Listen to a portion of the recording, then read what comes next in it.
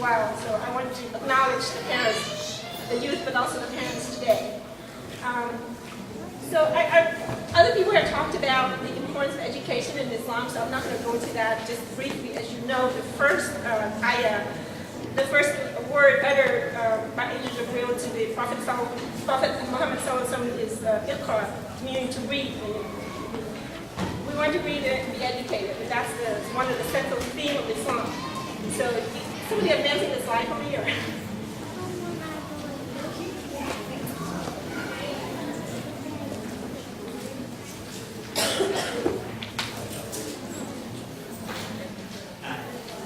I want to go into a little bit briefly the contribution, before we talk about my medical career. So contribution of Islam and Muslim to medicine.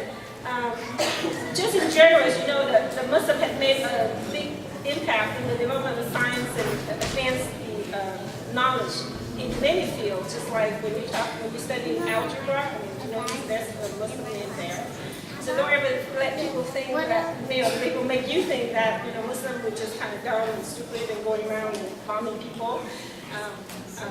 In Europe, when there was still the Dark Ages, it was Islam that provided a lot of that springboard into civilization.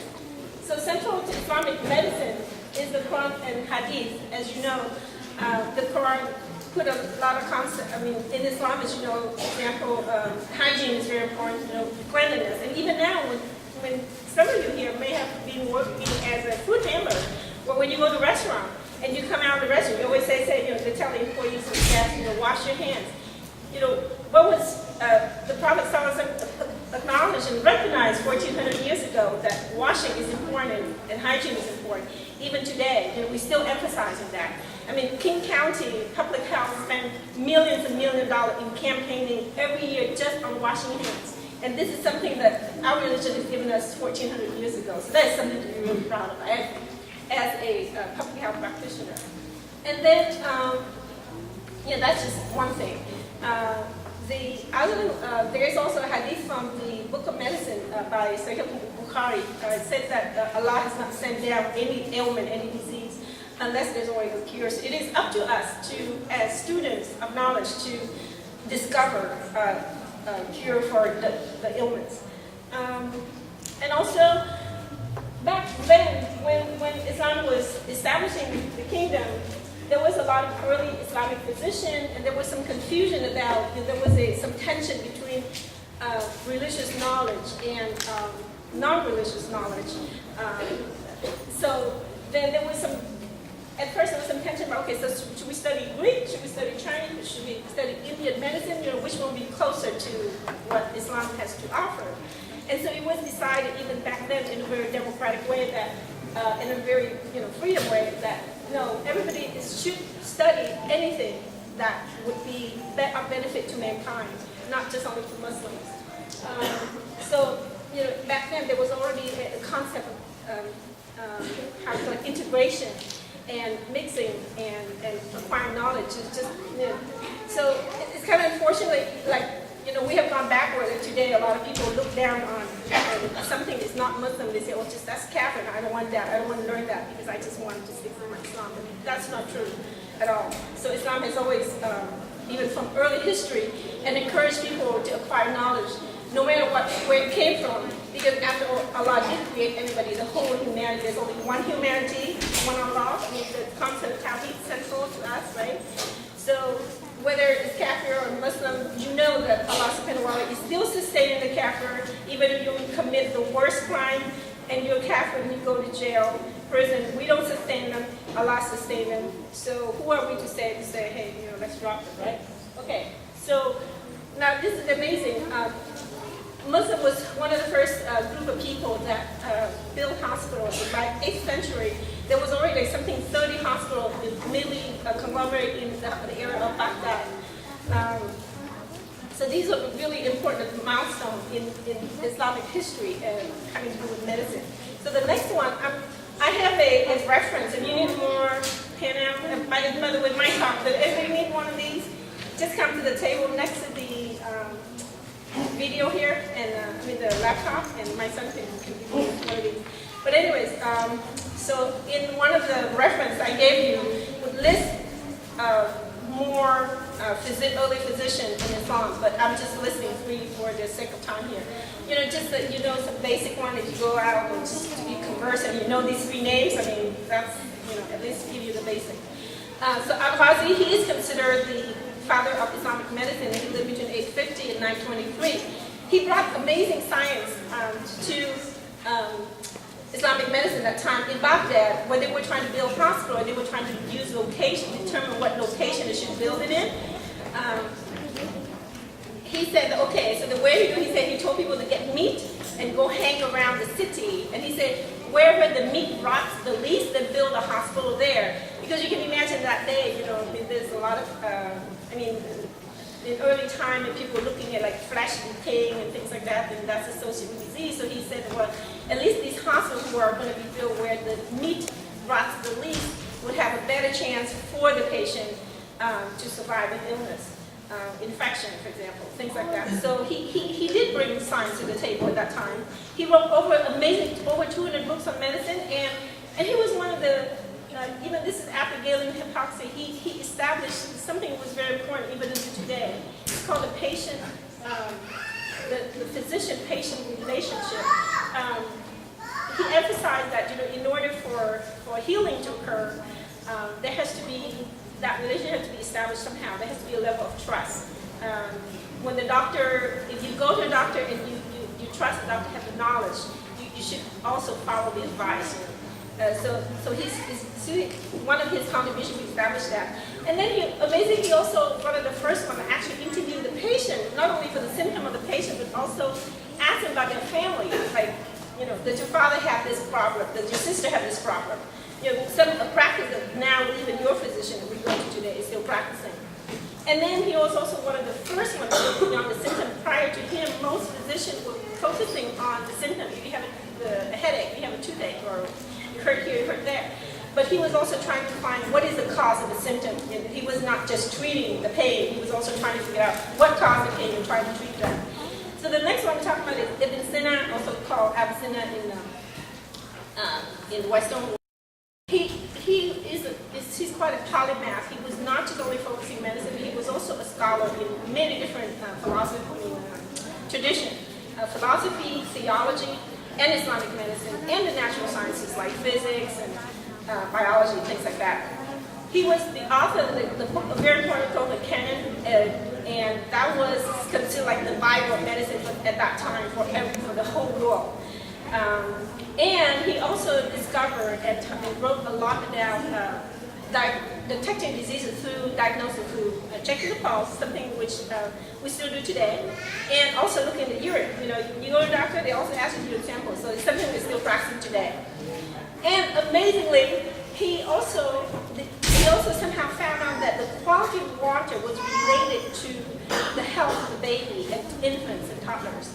And as you know, every time you open a newspaper about the developing world, like Africa and all this stuff, they're still struggling with dirty water and non-potable water. Maybe in parts of the world we still have to boil water, right, to drink. I think the last time I was in Malaysia, we still had to boil water to drink. So think about that. So many years ago, somebody already discovered that quality of the water is important for your health. The next one, Al-Kindi, he was really a compiler. He compiled so many names of herbal medicine from all over the world. And also the other person is Ibn al-Nafis. He was the first one that distinguished that there was a circulatory, there was a blood system, and then there was a lung system, and that they connect and provide life for us, but they were separate systems. So one of the references I gave you, contributors to Islamic medicine, has a lot more names that you can read on. So I want to move to the next slide, talking about something more practical for the graduate in case somebody is thinking about considering medical school. So medical education in the U.S., so traditionally, you graduate from high school, then you go to college for 4 years, and somewhere in the third year you apply for medical school. There's also a few schools in the U.S. where you can actually apply for medical school when you in high school. And you would be taking college and medical school together for 6 years instead of doing 4 years of college and 4 years of medical school. So but then you have to go through the summer, and is a very intense program. I mean, that's like for somebody who really just like want to study all the time and do nothing else. I would recommend to go the traditional way, 4 years, because I think there's also a lot more you learn in college, like growth, maturity, and friendships, or negotiation, and different things, not just education only. But if you want to combine college and medical school, you could go to the 6-year program. And typically after that, you're going to specialize in specialty. Like if you want to be an OBGYN person, you want to be a pediatrician, you want to be an anesthesiologist like I did, you go on to a residency. Usually they got from 3 to 6 years, like a surgical residency to 6 years.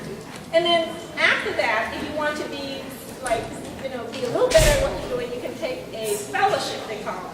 And the fellowship can take anywhere from 1 to like 3, 4, 5 years. Now there's, like typically we only know about like the internal medicine guy, the pediatrician, the urologist, they're very, psychiatrists, they're very common, how do you call that, specialty. But the American Board of Specialty actually recognize there's 130 specialty and subspecialty of medicine in America. For example, I can go on to be a surgeon, and then I can also specialize. I'm more certified as a surgeon, but I can always study more and become a hand surgeon. I only just operate on the hand only. Yeah? So it gets quite granular there. And then the next one, I'm going to give a live example. This is my next slide. Sorry. Yeah, okay, so this is like an example, the live example of myself here.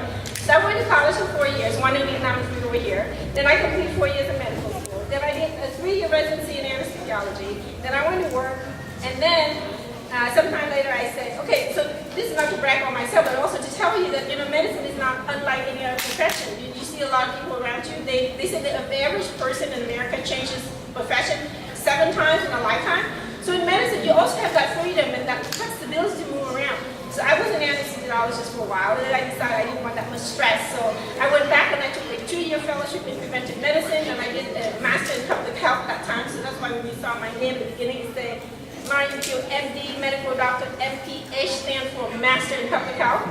And then after you complete a specialty, in order to practice in America, you usually have to be board certified in that specialty. So you take a board exam that everybody takes, the SEM exam. And then you decide, okay, where do you want to live? Okay, so the chances are your parents probably want to go back and live with them. But, so wherever you want to live, in that state, you also apply for the state license to practice medicine in that state. Okay? So that's how that does. Okay, so let's move on. So because I decided to go to public health preventive medicine, I want to talk to you a little bit about the concept of prevention. So the prevention is a very central theme in Islam, by the way. As you know, well, I have another handout there that talks a lot about prevention. You can read in more detail and all the Arabic words. You can go ask the Al-Ustaz over here. So, but anyway, in Islam there's a concept that you want to prevent things that put you in hellfire. You want to prevent things that make you feel bad. You don't want to drink because that may get you intoxicated. You don't want to use drugs because that's bad for your brain. You don't want to get into a fight because that may hurt people. You don't want to shoot people because that may kill people, right? All that is prevention, right? So the theme of prevention is very central. So just kind of like to help you organize in your mind a little bit, there are 3 types of prevention in medicine. What they call primary prevention, this is probably the most important one, is that to decrease risk so that disease does not occur. You want to do things so you don't get sick. So, for example, you want to, eat a balanced diet, and you want to exercise regularly, you want to not smoke, you want to not drink, you want to do yoga, or you want to do things that just help you deal with stress. All those things help prevent disease from occurring. Okay, so, but then, life happens, right? So secondary prevention, if you happen to have a disease, then also Islam and also in the secular world, they talk about secondary prevention, which is now you want to limit the impact of that disease on your health. For example, if you have high blood pressure, you're supposed to go and get treatment so that you don't get the bad effects of high blood pressure. If you have diabetes, you want to go have that treatment so you don't become blind, you don't lose your feet. Things like that. So that's secondary prevention. And Islam emphasizes that as well. There's a whole book called The Medicine of the Prophet. If you're sick, you're supposed to get treatment for it. And tertiary prevention, okay, so sometimes you try to kind of like stop the disease, but you keep on going, and then now it becomes pretty bad. For example, you have a stroke, and now you're paralyzed on one side. So then you have to go get physical therapy. So that's tertiary prevention. To prevent you from to try to rehab, to try to salvage any function of the limb that you possibly can, so you don't become totally handicapped. So that's about it. So the next page, I have contact info, so if the graduates or the parents don't have any questions about anything I talked about today or other things, feel free to contact me. Okay? Thank you, Dr. Mariam.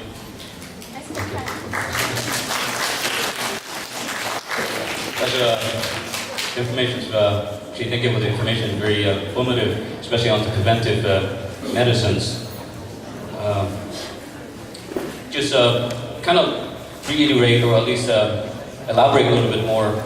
So in modern day today, in the electronic internet world, internet information, we expand information through electronic medium and try to collect as many information as possible. But back during the early Islamic era, during the peak Islamic era, the way the Khalifa wanted to promote information, so he asked every scholar has to go out and compile the knowledge, any knowledge. And then you come back, write a book, and we weight that book. If that book weighs 10 pounds, we give you 10 pounds of gold. That's the inspiration. That's the sparks of Islamic civilization, the rise of Islamic civilization in the knowledge. Through that decision by our Khalifa leader back then, the library of Islam in the world compiled. Back then in Baghdad was probably the largest library in the world at that time, before it was burned by the Mongol Empire. Half of it was burned, half is remained. That had flourished the Islamic science, or science in general, in both secular and Islamic to the modern day today. Giving that half of the world, I believe it was only 25% has been remained. Those knowledge has been retained. That had brought us to Islam, to a current electronic era, information age, space, space. Imagine if that library would never burn. The other 75% still remain. How much knowledge we propel ourselves into? Probably 100 years ahead of our future currently. So that's why Islam stands in terms of knowledge. We went so far. We went every possible way to promote knowledge, even to weight your book in the amount of gold that is awarded to you. So our next agenda is we want to congratulate our students who have accomplished and achieved through their career or through their education endeavor. And we want to continue to promote that education here for many years to come. And your gathering here will support that. So our next agenda today, we will call names of the graduates, and we will ask individuals to come here on the stage and to receive the certificate, a symbolic of our recognition of your hard work and dedication.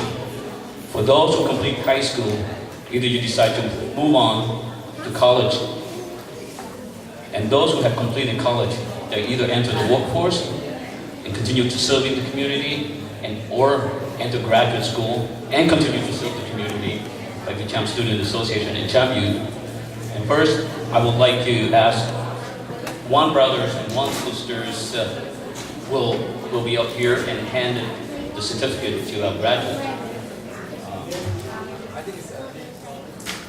So first, I would like to ask Brother Basari Muhammad coming to the stage so that he will be handing me a certificate to the brothers, graduates.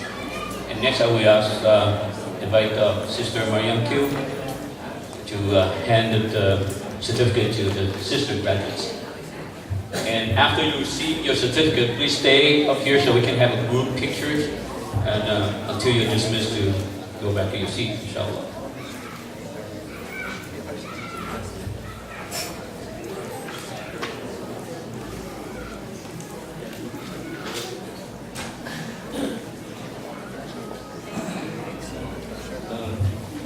There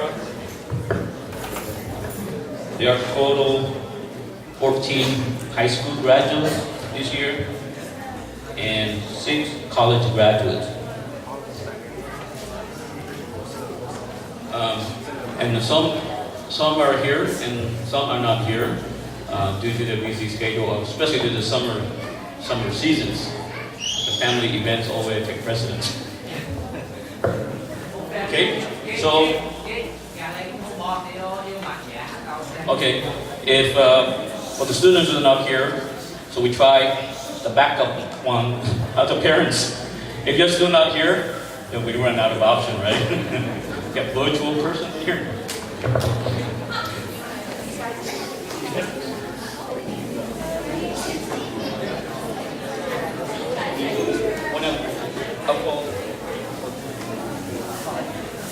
Okay, so the first graduate from Cambridge High School, Alice An. He's not here. Parents of Alice An. He's not here either. Okay. The second person is Maria Hill from Riding Beach High School.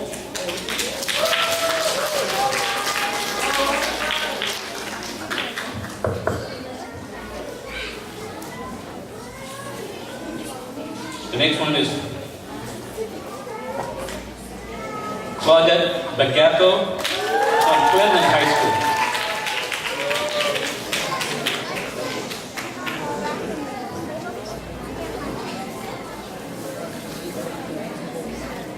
Halima Harun from Meridian High School in Kent.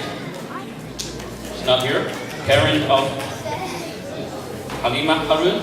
She's not here. And Muhammad Sulaiman from Lindbergh High School.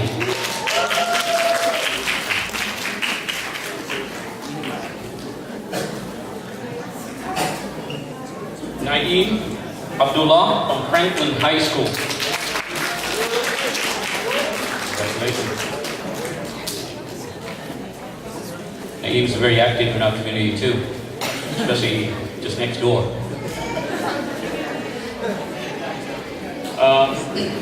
Nurjannah Muhammad from Ingram High School.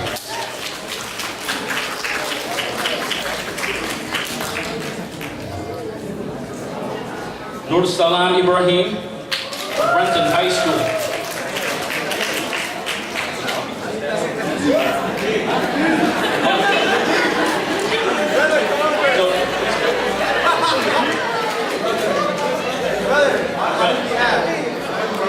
Okay. So on behalf of Nur Salam is Manjeet. So you graduate twice then.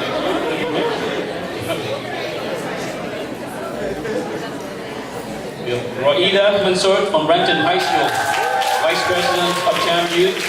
She's very active in both in our community as well in Renton High School. And every time we need to seek any her guidance for the younger high school, she's the focal there. And Rosita Fano from Franklin High School. She's very active in the youth champion also.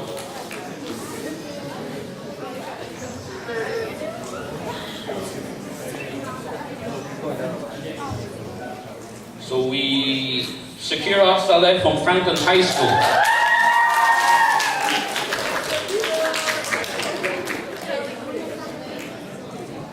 Zalimba from Health Science. Do we have Zalimba here? Zaza Ba, Health Science. And Zulkifli Chaumat from Franklin High School.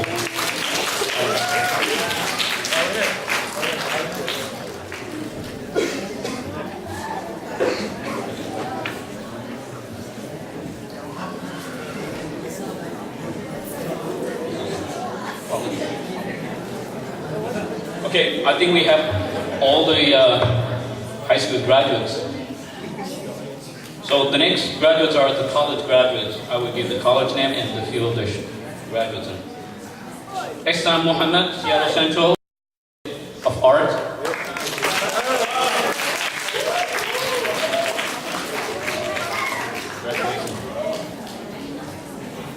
Muzammil Musakarim, Seattle Central, Associate of Art. Congratulations.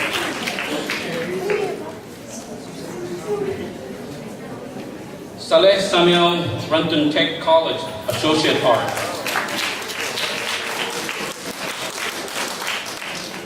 Congratulations. Salami Abdul Malik, University of Washington, Bachelor of Art in Early Childhood. We have parents on behalf of Salami.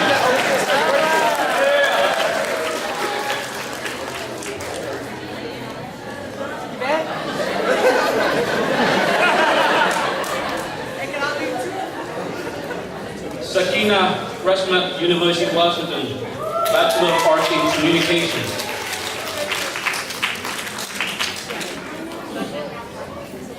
And lastly, Toiba McNeil, University of Washington, Bachelor of Art, Master of Art, sorry, in Social Work. Graduate. So, I'd like to give a hand to this graduates. Congratulations to all the graduates, and we wish you the future in education as well as in the field of work prosper with a lot of iman. Inshallah. Assalamu alaikum.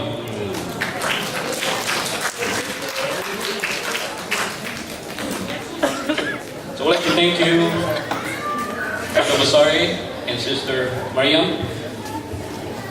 And the last part of our agenda today, again, just before we make a closing remark, again, the food is still available a lot. I hope they go on sale now. Please help out, and those expense, or at least will pay for the expense that we have today. And on the last agenda, we would like to ask Brother Muhammad Arfin for closing remark of this event today. Assalamu alaikum wa rahmatullahi wa barakatuh.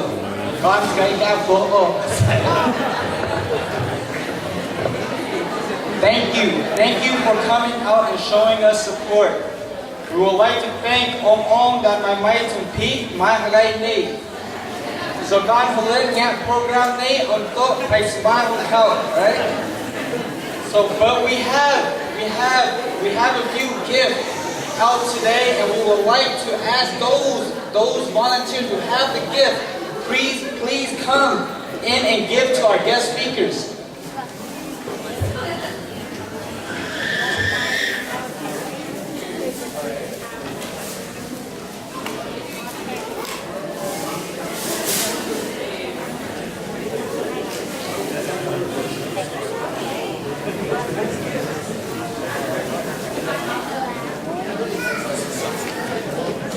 Dr. Mary, she's right there. Dr. Mary, can you please stand up? She's right here. Ustaz Mahmoud, please stand up. Ustaz Suri.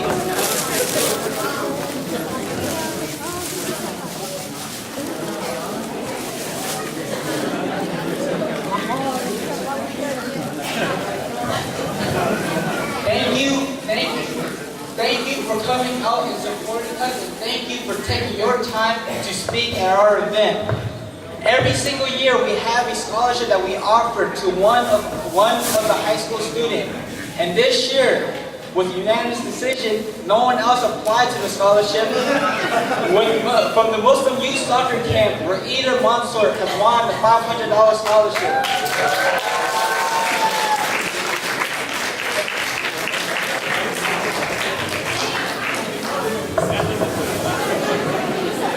So I would like to encourage those juniors who's in high school to apply to these scholarships. You might be the only one who apply, and you might win automatically.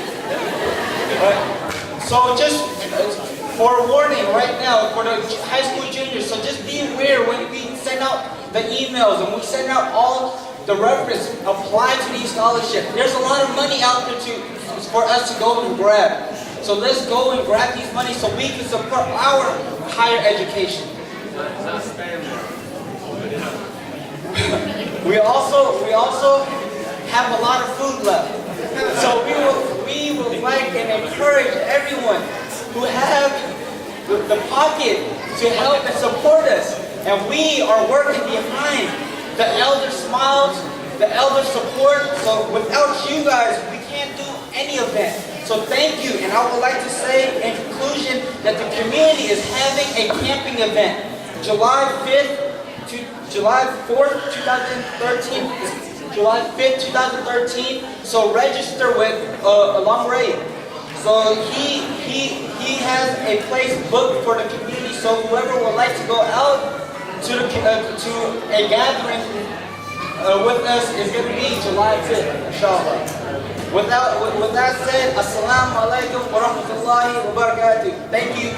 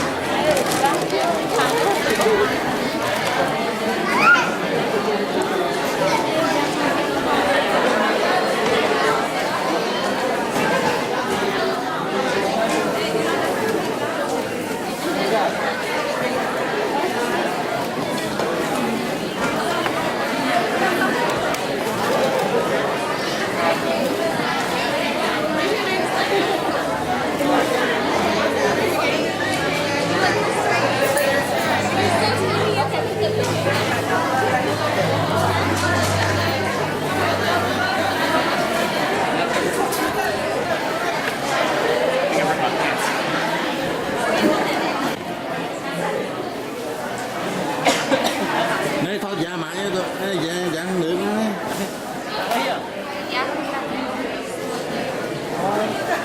Quá bận á.